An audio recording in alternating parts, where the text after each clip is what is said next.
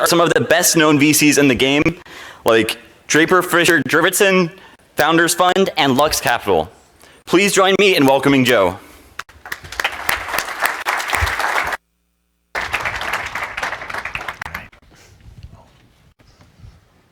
All right, thanks, Andrew. Good morning, everybody. Thank you for getting up early. I guess not that early, but seemed early. First of all, I wanted to thank the Space Frontier Foundation for putting this conference on and congratulate the whole team. I think it's been an amazing time, tremendous success, and really has brought the industry together. So I'm also looking forward to today, and we get to talk about the financing of space startups and get into some more talk about entrepreneurship in the industry, which is really exciting to me personally. So everyone has been talking about commercial space. Everyone has been talking about commercial space and all the exciting progress and news that's going on. What I'd like to do this morning is to share some analysis and insight that we've come up with at Space Angels Network on private investment in space and our view of where the space economy is headed.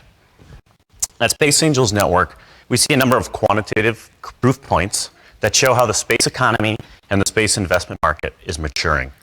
First of all, the total amount of investment and number of investors in space is increasing. In 2011, total angel and venture capital investment was about $150 million. And now we see, fast forward to 2015, it's over $800 million. So a lot of growth.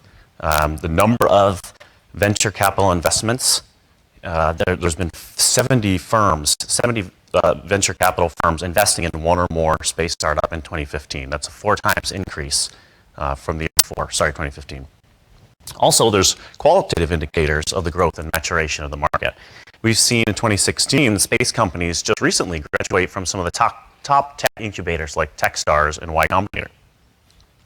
Also, this really reinforces our view that space is becoming more integrated with other tech sectors and is starting to be on par with some of the other hot investment sectors, at least in terms of investment. As a result, Space Angels Network is also growing. Our global network of angel investors has completed 4 investments in 2016 already, and we're on track for our most active year yet. And we have 2 deals in the pipeline that we're working on now.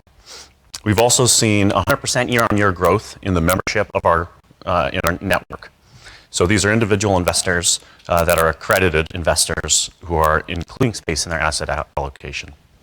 And I'm really happy to announce this morning that just earlier this week, we crossed the mark of 200 members in 23 countries worldwide. So we've been growing so fast, and we expect this pace of growth to continue. Even in just the last 48 hours, we've had 14 new members join our network.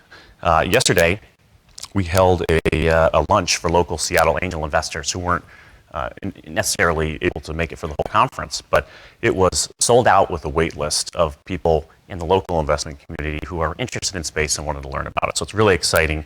All this points towards future growth of the industry.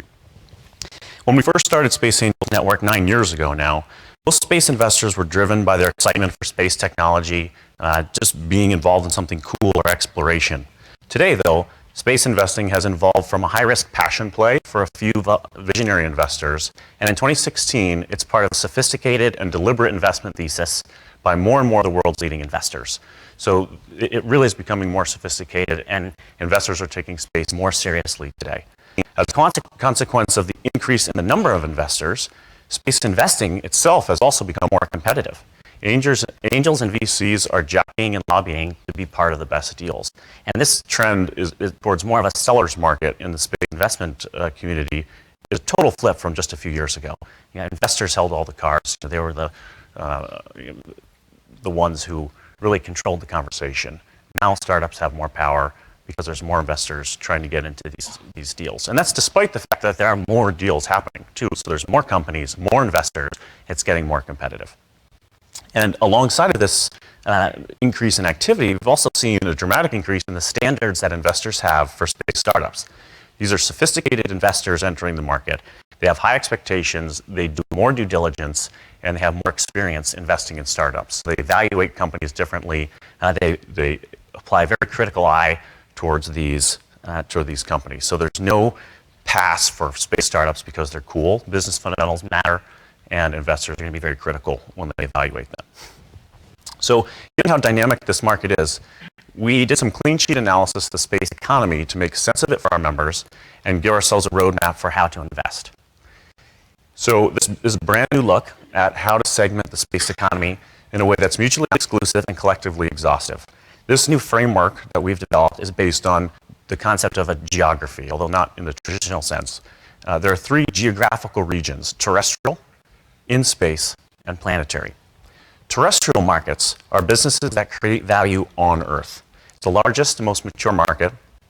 It's made up of 3 segments: satellites, launchers and landers, and media. These are mature markets that exist now and have existed for some time. Terrestrial markets, in-space markets, businesses have products and services that are creating value in space. This includes in-space manufacturing, refueling, servicing, microgravity research, habitats. So these are less mature markets, but they still show a lot of potential in the near term, and we're seeing more and more entrants, more and more entrepreneurs, and more investors interested in these in-space markets. And then finally, the 3rd geographical region is the planetary region. It's made up of businesses that are doing all the same things in the other 2 regions, but they're doing it away from Earth, on or near a different surface or planet or moon. So they're adding value with cargo to Moon or Mars, in situ agriculture, prospecting and mining of resources, adding value beyond Earth's surface. So we think about it this way as a framework for the space economy, and tried to make it more of a reflection of how we perceive economies on Earth. And it's based on where the value is created. So we find this to be a really helpful way to slice and dice the market. And we also think it'll help investors make sense of the market as it matures and grows. So at Space Angels Network, we invest across all 3 of these geographical regions today. And that's reflected in the 4 investments that we have participated in already this year. Axion Systems, Worldview, Planetary Resources, and Astrobotic represent that whole spectrum of the 3 regions. So let's dive a little deeper into that market segmentation framework. These are the same, on the right are the same categories from the previous slide. And this chart represents the number of companies in the space industry that have received non-government funding, broken down using this segmentation. So it's important to note that this is not the amount of money companies have raised. It's actually the count of how many companies are raising money. So first of all, there's a lot of companies now. We can see that from the right-hand side of the chart. If we look all the way back, so envision 1958, which the chart doesn't go back that far, when NASA was formed. For a long time, there were only a handful of private companies serving government customers for a long time. The middle part of the chart, you can see the emergence of satellite companies and launcher companies, but still, you don't see that the growth that we're seeing now. We see the tech bubble around 2000 and telecom boom and bust, and then in mid-2009, we start to see companies in more than just the blue and the green come into play. So we're seeing now is exponential growth across all of the different segments in the space economy. It's more growth, and it's not just limited to satellites and launchers. So a lot of people will ask, what's the difference this time around in the space industry? There's been other times when there's been growth and companies raised money, and what's to say this isn't another boom and bust cycle that's not going to have a consistent growth engine behind it. So I would propose that we actually have a more robust growth engine here, evidenced by this graph. It's not just 1 or 2 companies raising a whole lot of money. It's 160 companies raising money across all these different segments. So it's not ICO and Globalstar, and it's hundreds of companies. So to me, that suggests a more robust and lasting foundation for growth for the industry, which gets investors really excited. And sophisticated investors, they see this, and they're taking the market seriously and want to invest in advance of the growth and participate in the upside that is yet to come in this industry. So all that together, I think it is absolutely the right time to invest in space. And we've got more companies, better companies, and more sophisticated investors vetting those companies, and sustainable growth engine for the industry. So it's an exciting time to be an investor in space, and it's an exciting time to be an angel investor in space, and particularly you can still capture some of that passion and invest in really cool stuff, but with a more solid financial economic foundation behind the industry. So Space Angels Network's role is to help individual investors make good investments with high returns. We vet and curate investment opportunities, and only about 5% of companies make it through our vetting process. And the value we provide at Space Angels is that we give you clarity on complex technologies, exposure to companies that you wouldn't be able to have access to normally. And we're cultivating a close-knit community, global community of investors, facilitating the right interactions with the best entrepreneurs. So we're purpose-built to help investors learn about the space industry, find the best companies, and make good investments. One of the most popular programs that we have is our members expedition. Every year we do an event to give our members insider access to the best companies in a particular place in the world. We started in Los Angeles and Mojave 3 years ago, or 2 years ago, Seattle last year, which is a fantastic event. I see there's some folks here who participated in that. And I'm happy to announce that this year our Expedition 16 will be in San Francisco, and you'll get an immersive experience in the San Francisco Bay Area startup ecosystem if you join us. It's for our members. There are 20 slots, and it's going to be a really cool trip, so I'm really looking forward to it. So I hope that was helpful, and we'll spark some interesting discussion. Thank you for your attention. I'd love to use the rest of the time to do some Q&A.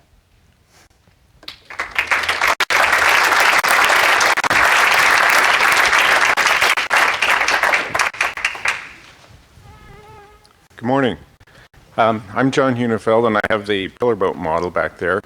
I'm an aerospace engineer. I've been in the industry for over 25 years, and I've got a lot of hardware in service doing its job. And I'm a pretty good engineer, but I've never run a business, and I've never hired anybody. So, when I talked to angel investors here in Seattle, and they said, well, you need a business plan. So I'm thinking, well, what good would a business plan be written by an engineer?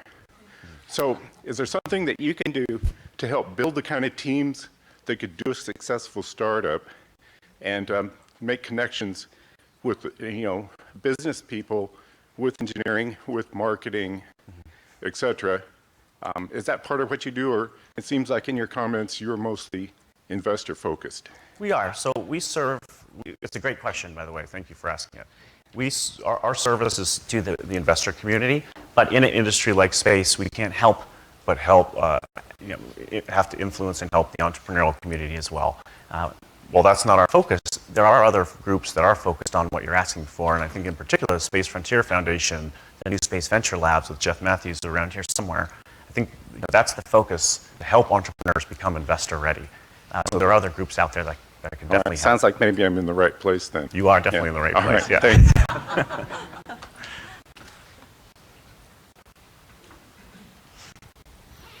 So Joe, what size are the typical deals that you're doing at Space Angels Network? I mean, it's the Space Angels Network, and the 4 that you put up were Series A and Series B. Are those more typical, or is it more early stage, seed round, pre-seed? Where do you typically fall? Right, so our strategy is to be early stage. We're typically among the first outside investors in a company. Our average investment size it varies a lot, actually, but it's usually around $500,000 to $1 million from Space Angels Network into a round that's somewhat larger than that. We're typically not the only investors in the round, but we also are opportunistic at some time. So we invested in some later stage companies. You saw even this year, Series B, Series C deal, where in the case of Worldview, we had invested in the previous rounds as well, and the company really wanted us to be involved, and we really wanted to stay involved. So there was opportunity for us to continue investing. Okay, thanks, Joe. So you mentioned these geographic regions. Here on Earth, different geographic regions can have chambers of commerce, right? And you're in an interesting spot where you say your goal is to help the individual investors, but you also happen to maybe have an intimate connection with a lot of these companies. So is there any, there's a commercial spaceflight federation, but is there any sort of chamber of commerce-like thing that might help companies maybe do group marketing for a certain area, or a topic near and dear to my heart is politics? So I think the CSF, Commercial Space Flight Federation, is probably as close to that we have, and I think it's a really great group, and it plays a very important role in the industry. We don't have a true sort of analog for a Chamber of Commerce, but one model that we see here in Washington State is the Washington State Space Coalition, which was created by the governor, and there's a team of folks, including myself and some of the other people from Blue Origin, Planetary Resources, and Aerodad, and even Boeing, all the companies that have our stakeholders. We get together every so often and talk about, as the Washington region, what can we do to help each other? How can we promote? And this conference being here in Seattle is contributed to this. It is in the way, like, I am a member of that group, so we have a voice in it, as do the other companies, the space companies here in Washington. Morning. I'm Jen Gestetic. I'm the new SBIR STTR program exec for NASA as of 1 month. I'm wondering how many of the companies that you guys invest in actually apply for or are successful recipients of government sources of funding like SBIR and STTR as well. Yeah, that's a good question. I don't know the exact answer, but I'd say a good number of companies are applying, and many are also being awarded those types of grants. It depends. I mean, we are seeing a more diverse set of companies, and sometimes they're not necessarily applicable to what government funding sources are looking to do, but it's long been a source of capital, and as investors, we love government grants. It's non-dilutive capital. It gives the company more juice without having to dilute our ownership of the company, so we encourage it. Hello, Phil Swan. Can you tell us a little bit about the importance of keeping your cards close to your chest versus getting the word out about what you're doing? What do you see as being critical to being successful, especially as you're working with investors? Yeah, no, that's a great question, and there's no right answer to that. And some entrepreneurs are very secretive about what they're doing. Others are very open, and I've seen it work both ways. I think in the space industry, I forget who was talking about this earlier. Who you have this. I think it was Chris Bachhaus, this culture of secrecy and stealth mode, and we do that in space for some reason. I think it's counterproductive, especially when you're raising capital. There's no bigger turnoff for an investor than like not telling me what you're doing or being secretive about your plans or something like that. And I think, as someone who has also gone out and raised money from investors, it's a network effect. You need to have people talking, and you need to be introduced to the right people and talk to a lot of people about what you're doing and get feedback. So I think, my advice would be to, don't share your technical, secret technical drawings with folks. But as far as your business model goes and your plans, I think I would err toward the side of being more open about it. Thanks. Hi, Joe. Jeff Faust. You're talking about this exponential growth in investment. I'm curious what sort of limits you see to that exponential growth, when and how it'll flatten out, and how is it important is it with this investment that's coming in now that we start seeing some exits, some successful exits through M&A or whatever in the next few years? Yeah, that's a great question. I think there's a lot of upside still remaining in the industry, because if you compare us to other segments in technology, space is still pretty small. We are also the fastest growing, but there's a lot of room to catch up. And if you think about how diverse and how many different segments there are within the space industry, I mean, there's all kinds of different things. So I think there's a lot of room for continued very rapid growth. And then on seeing exits? Oh yeah, so it's we're seeing more. I still think it's early in the industry. I think it really does help. The acquisition, I think it was earlier this week, of Openware is a great story, and we hope to see more of those types of deals. The more acquisitions there are, it reduces risk in the mind of investors. So an investor evaluating a company is primarily interested in risk. What are my chances of getting my money back times 10? And if no companies are being acquired, that's a higher risk that maybe the value of the company goes up really high, but I'll never be able to get my money back. So anything that companies can do or that any external factors in the industry that can help reduce that risk, I think is very positive for the industry. Doug Messier from ParabolicArc.com. How you doing? Great. How are you? Great. Were you guys involved in the recent planetary resources round? Yes. Okay. So let me take you through you got a round, and then they turned around and sold half that company to, I guess, the government of Luxembourg for even more money.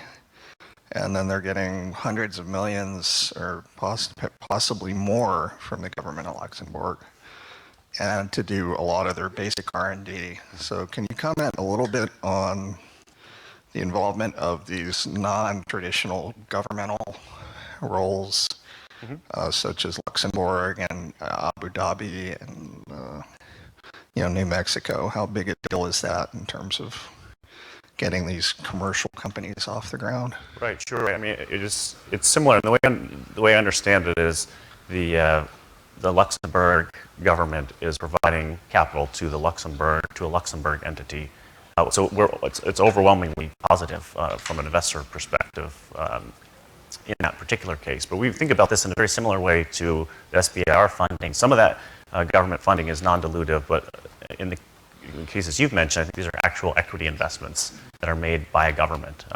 So, there's really, I think it's encouraging. I think the reason we're seeing this is because governments have a longer time horizon than private investors do, so they're willing to make bigger bets on longer term opportunities. I think it's overall a good thing. Okay, thank you. Hi, Joe. I'm Shanika Veerasundara. I run a small technology law firm, and I also advise startups. A question for you. For the early stage startups that y'all are interested in, what is your investment thesis apart from the traditional investment criteria applied by the typical angel investment clubs here? In particular, I would like to get to know, what do you look for in an early stage as convincing evidence? Is it, some sort of a revenue? And I know a lot of the companies in this space, revenue is very delayed, so you cannot take that as a serious criteria. And I want to know the IP grants from important institutions. What stage of research are you looking at?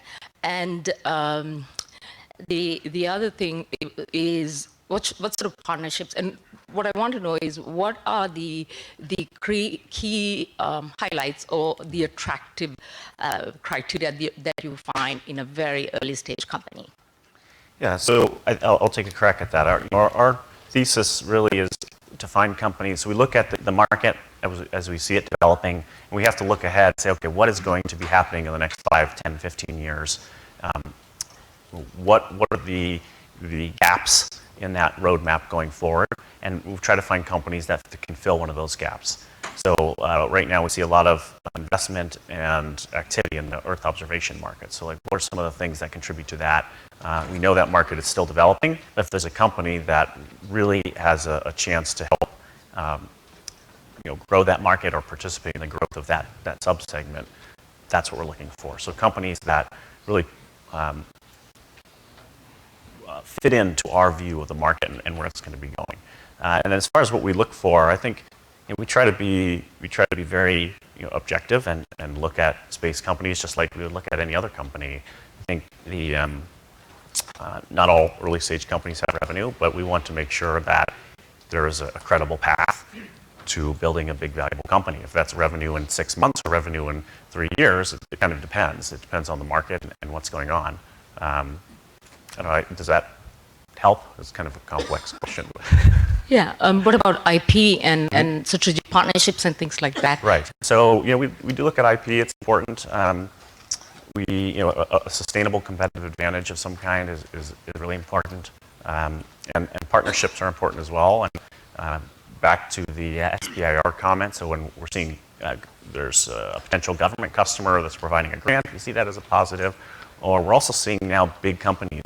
Like big Fortune 500 or global companies partnering with small companies. So we think that's encouraging, and again, will help sort of reduce the risk profile of a company. Thank you.